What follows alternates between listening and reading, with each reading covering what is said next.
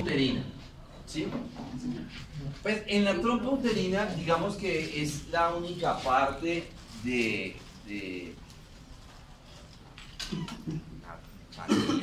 no está haciendo frío. Tranquila que ya casi les van a sacar una a gusto de ustedes, que la van a elegir ustedes. ¿Dónde está la representante de este salón? ¿Quién es? ¿Ya eligieron? No, todavía Vean, no. es que es más fácil las uterinas. Digamos que del aparato reproductor femenino son las únicas estructuras que no sufren cáncer. O sea, no hay cáncer a nivel de las trompas. Pero sí es muy frecuente que haya procesos inflamatorios a nivel de las trompas. Y ese proceso inflamatorio se va a llamar salpingitis, ¿sí? De hecho, cuando ustedes vean el prefijo salpingo, ¿ustedes ya vieron gineco o están en gineco? No, ya ustedes conocen el prefijo salpingo, ¿qué significa? Está haciendo referencia a las trompas. Tenemos una salpingitis aguda, tenemos una salpingitis crónica. La salpingitis aguda también recibe el nombre de EPI, o sea, enfermedad pélvica inflamatoria. Por lo general las salpingitis agudas son producto de un proceso de sobreinfección. ¿De qué? Por una bacteria. Cualquier bacteria que llegue a la vulva y que ascienda puede llegar a generar salpingitis. Entre esas bacterias, ¿cuáles? Pues los estafilococos, cualquier estafilococo, los estreptococos, los bacilos gramnegativos, los gonococos. Quizás los microorganismos que más generan salpingitis son los mismos microorganismos que producen los flujos vaginales. ¿Y cuáles son los microorganismos que producen mucho flujo vaginal? Entonces, en su orden de mayor a menor, para nuestro medio aquí en Colombia, tenemos la Gardnerella, ¿sí? La Gardnerella vaginalis, la Trichomona y la Candida albicans, ¿sí? Es Gardnerella, la Trichomona y la Candida albicans. La Gardnerella es una bacteria, es un cocobacilo gran variable.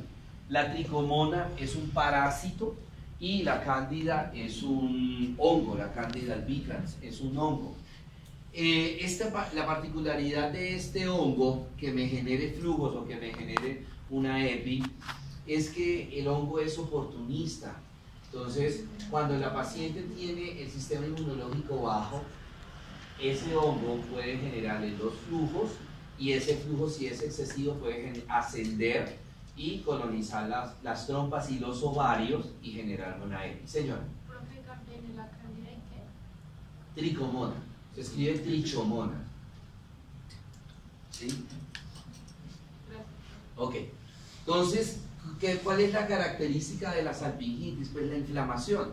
Si ustedes se dan cuenta, aquí está la trompa, mire el calibre de la trompa normal y mire cómo se empieza a dilatar, ¿sí? Todo esto está inflamado, esta es una salpingitis aguda.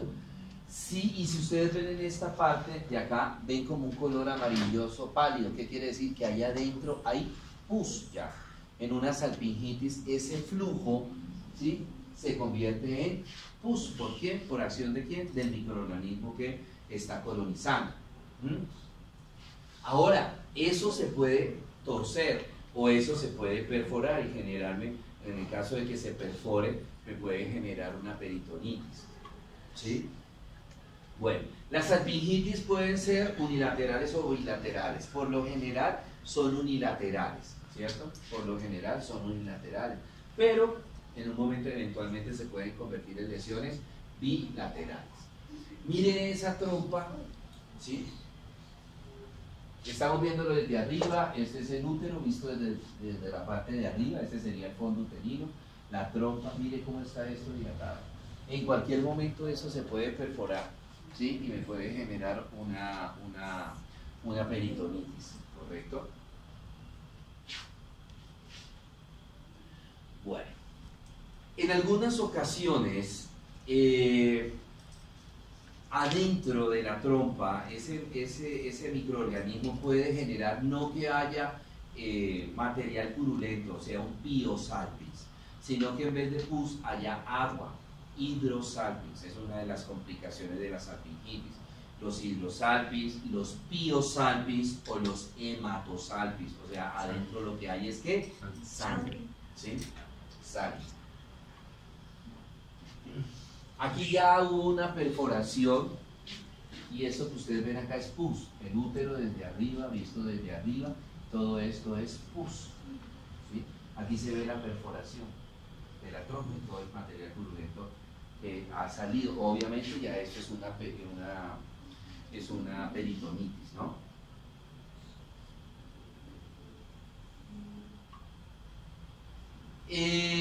Pues, ¿qué síntomas produce? Pues bueno, primero que todo dolor a nivel de la fosa ilíaca o a nivel de la fosa ilíaca que esté comprometido. Las complicaciones, bueno, van a generar fiebre, hipersensibilidad y se pueden presentar como complicaciones, lo que les decía ahorita, hidrosalpis, piosalpis o hematosalpis. Ahora,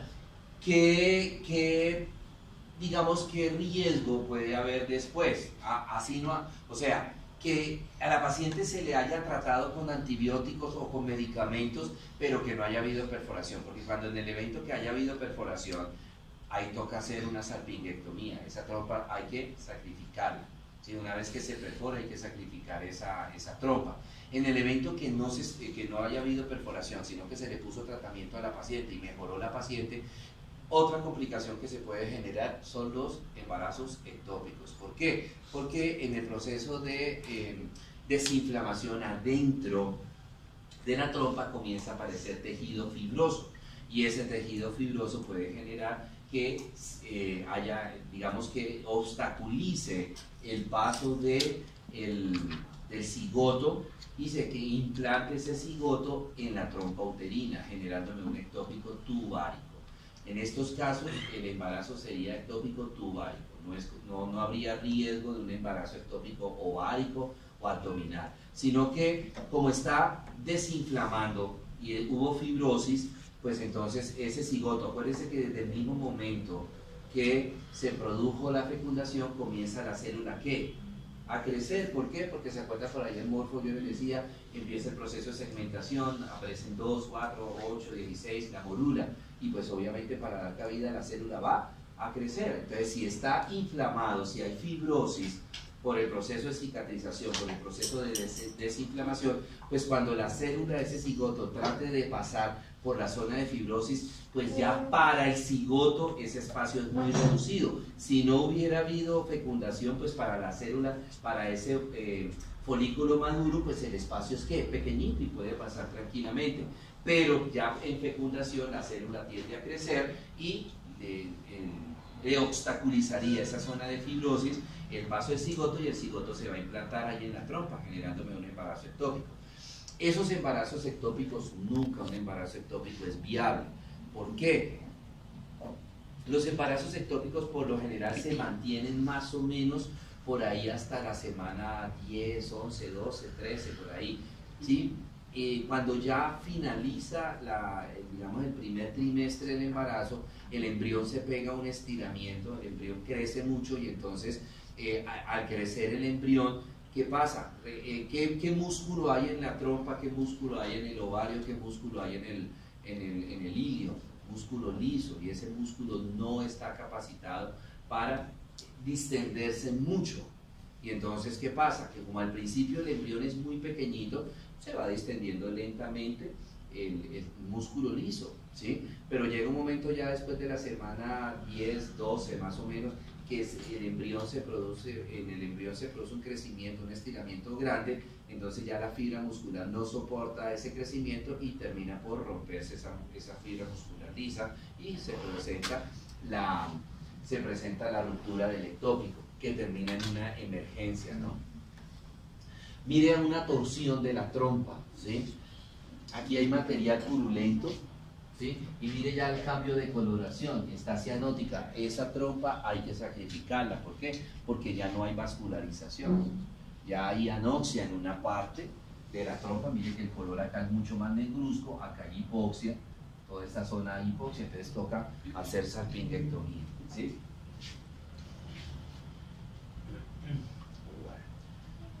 Acá tenemos en unas tomografías, ¿sí? Tenemos la colección de material purulento, ¿sí? Tenemos colección de material purulento, acá igualmente se ve material purulento almacenado. Ya hay peritonitis, ¿correcto? Entonces hay que hacer ya, aquí es una laparotomía exploratoria. Tenemos otras imágenes donde vemos colección de material purulento en la cavidad pélvica de la paciente por una perforación de una trompa. Normalmente la trompa es esto, pero con esto hueco. Esto es lo que les hablaba de la fibrosis. Esto es cicatrización, esto es fibrosis. Entonces, si de repente la paciente ya se recuperó, quedó la fibrosis ahí adentro, y ella ovula, pues este es el folículo sin fecundar, de ese tamaño, ¿cierto? Es pequeño. Pero si ya esa paciente hay fecundación, esto crece para darle cabida.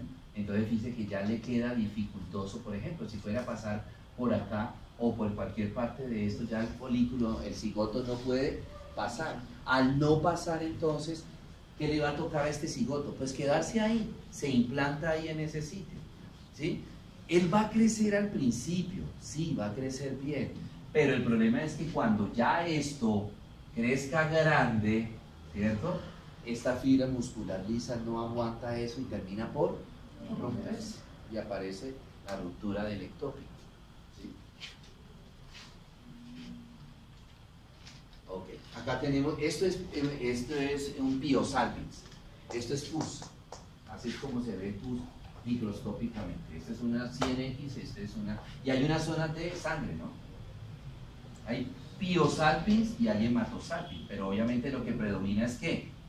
El pus, predomina más que la sangre. La sangre, pues obviamente, la bacteria también pues va a lesionar vasos sanguíneos y esos vasos sanguíneos se van a dilatar y al dilatarse pues termina sangrando poquito, pero termina sangrando. Pero lo que está predominando es el material purulento, ¿sí? Listo. Muy bien. ¿Preguntas, dudas, inquietudes?